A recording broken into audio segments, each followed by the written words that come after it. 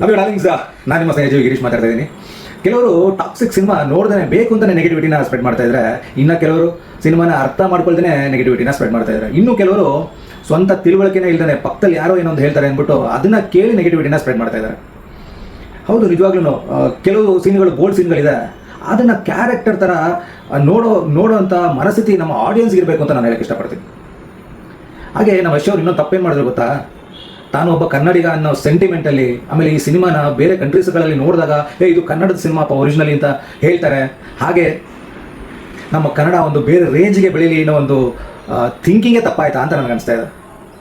ಇನ್ನು ಸಿನಿಮಾ ವಿಷಯಕ್ಕೆ ಬಂದಾಗ ನಿಜವಾಗ್ಲೂ ಹೇಳ್ತಾ ಇದ್ದೀನಿ, ಒಂದು ಹಾಲಿವುಡ್ ಸಿನಿಮಾನ ಮೀರಿಸಿ ಬೇರೆ ರೇಂಜ್ಗೆ ಹೋಗಿದೆ ನಮ್ಮ ಕನ್ನಡ ಸಿನಿಮಾ ಅಂತ ನಾನು ಹೇಳಕ್ಕೆ ಇಷ್ಟಪಡ್ತೀನಿ. ಆಮೇಲೆ ನಮ್ಮ ಆಡಿಯನ್ಸ್ಗೆ ನಾನು ಹೇಳೋದಷ್ಟೇ, ಪ್ರತಿಯೊಬ್ಬರಿಗೂ ನೀವು ಸಿನಿಮಾ ನೋಡೋದಕ್ಕೆ ಹೋಗಬೇಕಾದ್ರೆ ಖಂಡಿತವಾಗ್ಲೂ ಹಾಲಿವುಡ್ ಸಿನಿಮಾ ನೋಡ್ತಿದ್ದೀವಿ ಅನ್ನೋ ಒಂದು ಯೋಚನೆ ಹೋಗಿ, ಓಕೆನಾ? ಖಂಡಿತವಾಗ್ಲೂ ನಿಮ್ಗೆ ಇಷ್ಟ ಆಗುತ್ತೆ. ಆಮೇಲೆ ಇನ್ನೊಂದೇನಪ್ಪ ಅಂತ ಹೇಳಿದ್ರೆ, ನಿಜವಾಗ್ಲೂ ಒಬ್ಬ ನಮ್ಮ ಕನ್ನಡದ ನಟನ ಈ ಸಿನಿಮಾ ಮಾಡಿರೋದು ಅಂತ ಅಚ್ಚರಿ ಪಡುವಂಥ ಒಂದು ಸಿನಿಮಾ ಅಂತ ನಾನು ಹೇಳಕ್ಕೆ ಇಷ್ಟಪಡ್ತೀನಿ. ಏನ್ರಿ ಯಶ್ದು acting, seriously mind blowing, extraordinary. ಈ ಥರ ಇನ್ನೂ ಪ್ರೇಸಿಂಗ್ ಪದಗಳೇನಾದ್ರು ಇದ್ದರೆ ಎಲ್ಲ ಪದಗಳನ್ನ ಹೇಳ್ಬೇಕು ಅಂತ ಅನಿಸ್ತಾ ಇದೆ ಇವತ್ತು ನನಗೆ.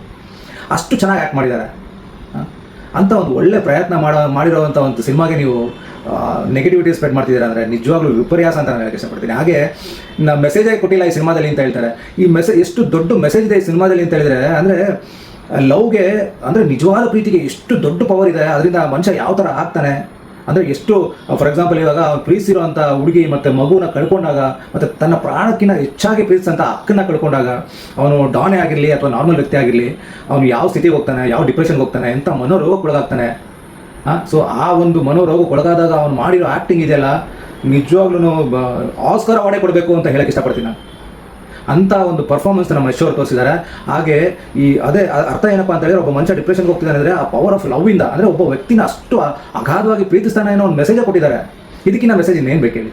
ಹಾಗೆ ನಾನು ಹೇಳೋದು ಒಂದೇ ಮಾತು. ಆಮೇಲೆ ಕೆಲವರು ಹೇಳ್ತಾರೆ ಏನಂತ, ಈ ಸಿನಿಮಾ ಬಂದು ಏನೋ ಇಂಡಿಯನ್ ಮೈಂಡ್ ಸೆಟ್ಗಲ್ಲ ಅಂತ. ಖಂಡಿತವಾಗ್ಲೂ ಆ ಥರ ಹೇಳಬೇಡಿ. ಇಂಡಿಯನ್ ಮೈಂಡ್ ಸೆಟ್ಗೆ ಅಂತ ಇಂಡಿಯಾದಲ್ಲಿ ಇರೋವಂಥವ್ರೆ ನಾನು ಹೇಳ್ತೀನಿ ಕೇಳಿ. ಏನಪ್ಪ ಅಂತ ಹೇಳಿದ್ರೆ, ಈ ಸಿನಿಮಾನ ಅರ್ಥ ಮಾಡ್ಕೊಂಡವರು, ಹಾಗೆ ರೆಗ್ಯುಲರ್ ಆಗಿ ಹಾಲಿವುಡ್ ಸಿನಿಮಾಗಳನ್ನ ನೋಡೋರು ನಿಜವಾಗ್ಲೂ ಈ ಸಿನಿಮಾನ ತಲೆ ಮೇಲೆ ಒತ್ಕೊಂಡು ಮೆರೆಸ್ತಾರೆ ಅಂತ ನಾನು ಹೇಳಕ್ಕೆ ಇಷ್ಟಪಡ್ತೀನಿ. ಅದು ಇನ್ನೊಂದು ಔಟ್ ಆಫ್ ಕಂಟ್ರೀಸಲ್ಲಂತೂ ತಲೆ ಮೇಲೆ ಎತ್ಕೊಂಡು ಮೆರೆಸ್ತಾರೆ. ಅದರಲ್ಲಿ ಏನು ಎರಡನೇ ಮಾತೇ ಇಲ್ಲ ಅಂತ ನಾನು ಹೇಳಕ್ಕೆ ಇಷ್ಟಪಡ್ತೀನಿ.